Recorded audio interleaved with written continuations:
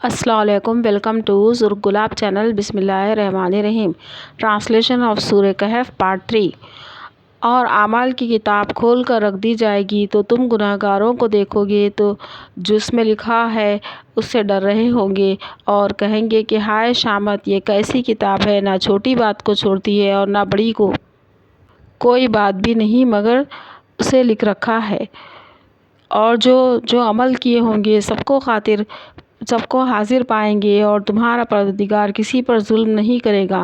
اور جب ہم نے فرشتوں کو حکم دیا کہ آدم کو سجدہ کرو تو سب نے سجدہ کیا مگر ابلیس نے نہ کیا، وہ جنات میں سے تھا تو اپنے پروردگار کے حکم سے باہر ہو گیا۔ کیا تم اس کو اور اس کی اولاد کو میرے سوا دوست بناتے ہو؟ بلکہ وہ تمہارے دشمن ہیں، اور شیطان کی دوستی ظالموں کے لیے ہے۔ اللہ کی دوستی کا برا بدل ہے۔ میں نے ان کو نہ تو آسمانوں اور زمین کے پیدا کرنے کے وقت بلایا تھا اور نہ خود ان کے پیدا کرنے کے وقت، اور میں ایسا نہ تھا کہ گمراہ کرنے والوں کو مددگار بناتا۔ اور جس دن اللہ فرمائے گا کہ اب میرے شریکوں کو بلاؤ جن کی نسبت تم معبود ہونے کا گمان رکھتے تھے، بلاؤ، تو وہ ان کو بلائیں گے مگر وہ ان کو کچھ جواب نہ دیں گے، اور ہم ان کے درمیان ہلاکت کی ایک جگہ بنا دیں گے۔ اور گنہگار لوگ دوزخ کو دیکھیں گے تو یقین کر لیں گے کہ وہ اس میں پڑنے والے ہیں، اور وہ اس سے بچنے کا کوئی راستہ نہ پائیں گے۔ اور ہم نے اس قرآن میں لوگوں کو سمجھانے کے لیے طرح طرح کی مثالیں بیان فرمائی، لیکن انسان ان سب چیزوں سے بڑھ کر جھگڑالو ہے۔ اور جب لوگوں کے پاس ہدایت آ گئی تو ان کو کس چیز نے روکا ہے ایمان لانے سے اور اپنے پروردگار سے بخشش مانگیں، بجز اس کے کہ ان پر بھی پہلوں کا سا معاملہ آئے یا ان پر عذاب سامنے سے آ جائے۔ اور ہم جو پیغمبروں کو بھیجتے ہیں تو صرف اس لیے کہ لوگوں کو اللہ کی نعمتوں کی خوشخبریاں سنائیں اور عذاب سے ڈرائیں۔ اور جو کافر ہیں اور وہ باطل کی مدد سے جھگڑا کرتے ہیں تاکہ اس سے بھی وہ حق کو پھسلا دیں، اور انہوں نے ہماری آیتوں کو اور جس چیز سے ان کو ڈرایا جاتا ہے اسے ہنسی بنا لیا۔ اور اس سے بڑھ کر ظالم کون ہے؟ جس کو اس کے پروردگار کی آیتوں کے ذریعے سمجھایا گیا تو اس نے ان سے منہ پھیر لیا، اور جو اعمال وہ آگے کر چکا ہے اس کو بھول گیا۔ ہم نے ان کے دلوں پر پردے ڈال دیے کہ اسے سمجھ نہ سکیں، اور کانوں میں ثقل پیدا کر دیا کہ سن نہ سکیں۔ اور تم ان کو راستے کی طرف بلاؤ تو وہ کبھی راستے پر نہ آئیں گے، اور تمہارا پروردگار بخشنے والا صاحب بے رحمت ہے۔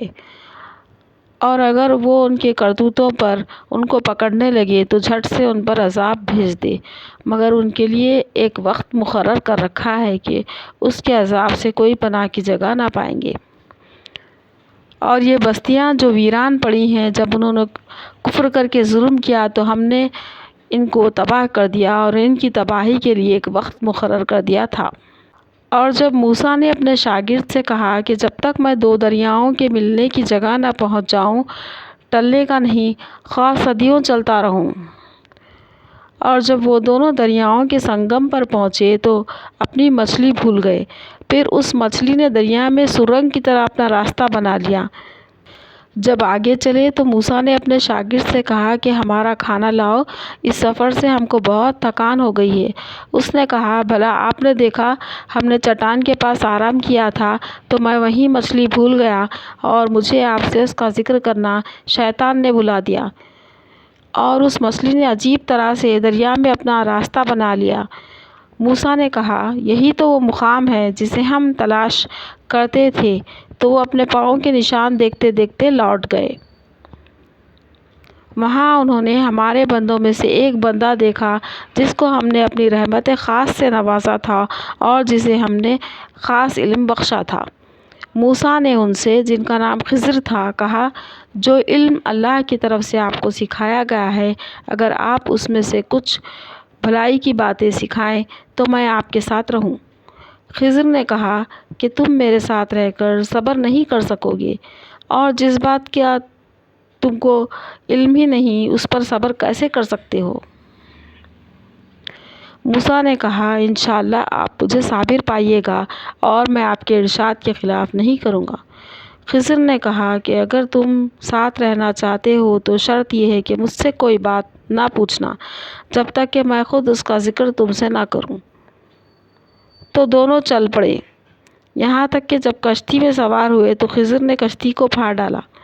موسیٰ نے کہا کیا آپ نے اس کو اس لیے پھاڑا ہے کہ سواروں کو غرق کر دے؟ یہ تو آپ نے بڑی عجیب بات کی۔ خضر نے کہا کیا میں نے نہ کہا تھا کہ تم میرے ساتھ صبر نہ کر سکو گے؟ موسیٰ نے کہا جو بھول مجھ سے ہوئی اس پر معاوضہ نہ کیجیے اور میرے معاملے میں مجھ پر مشکل نہ ڈالیے۔ پھر دونوں چلے، یہاں تک کہ راستے میں ایک لڑکا ملا تو خضر نے اسے مار ڈالا۔ تو موسیٰ نے کہا کہ آپ نے ایک بے گناہ شخص کو ناحق بنا قصاص کے مار ڈالا، یہ تو آپ نے بری بات کی۔ خضر نے کہا کیا میں نے تم سے نہیں کہا تھا کہ تم میرے ساتھ صبر نہیں کر سکو گے؟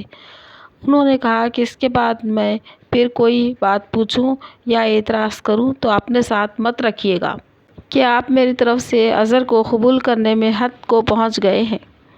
پھر دونوں چلے، یہاں تک کہ گاؤں والوں کے پاس پہنچے اور ان سے کھانا طلب کیا۔ انہوں نے ان کی ضیافت کرنے سے انکار کر دیا۔ انہوں نے وہاں ایک دیوار دیکھی جو گر جانا چاہتی تھی تو خضر نے اس کو سیدھا کر دیا۔ موسیٰ نے کہا اگر آپ چاہتے تو ان سے اس کا معاوضہ لے لیتے تاکہ کھانے کا انتظام چلتا۔ خضر نے کہا اب مجھ میں اور تم میں علیحدگی ہے، مگر جن باتوں کا تمہیں صبر نہیں ہو سکا میں ان کا بھید بتا دیتا ہوں۔ وہ جو کشتی تھی غریب لوگوں کی تھی جو دریا میں محنت کر کے یعنی کشتیاں چلا کر گزارا کرتے تھے، اور سامنے کی طرف ایک بادشاہ تھا جو ہر اچھی کشتی کو زبردستی چھین لیتا تھا۔ تو میں نے چاہا کہ اسے عیبدار کر دوں تاکہ وہ اسے نہ لے سکے، اور وہ جو لڑکا تھا اس کے ماں باپ دونوں مومن تھے۔ ہمیں اندیشہ ہوا کہ وہ بڑا ہو کر بدکردار ہوگا اور کہیں ان کو سرکشی اور کفر میں مبتلا نہ کر دے، تو ہم نے چاہا کہ ان کا پروردگار ان کو اس کی جگہ اور اولاد دے اور جو اخلاقی اور پاکیزگی میں بہتر اور محبت میں زیادہ قریب ہو۔ اور وہ دیوار تھی دو یتیم لڑکوں کی تھی جو شہر میں رہتے تھے، اور اس کے نیچے ان کا خزانہ دفن تھا، اور ان کا باپ ایک نیک آدمی تھا۔ تو تمہارے پروردگار نے چاہا کہ وہ اپنی جوانی کو پہنچ جائیں پھر اپنا خزانہ نکال لیں۔ یہ تمہارے پروردگار کی مہربانی ہے اور یہ کام میں نے اپنی طرف سے نہیں کیے، یہ ان باتوں کی حقیقت ہے جن پر تم صبر نہ کر سکے۔